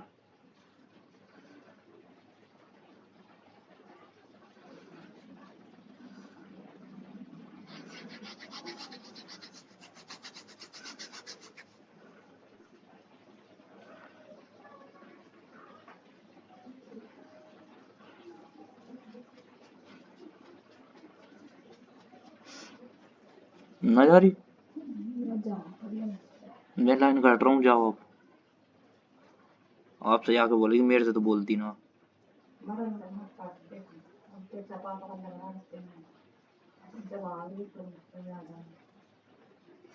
मेरी कौन क्या बोल रही है आज? कौन किसका फोन आया आज? ये बावड़ा चलो दाना ये मोटी करना क्या बोल रहा? करवा इसके बड़े बहुत बड़ा दे देते हम लोग कहते हैं बाप से मना करना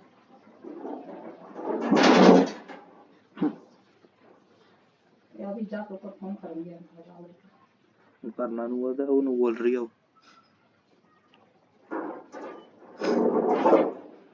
बावड़ा चल जाओ ये बड़ा अच्छा जब शादी कैसा लग रहा है बग्गी पे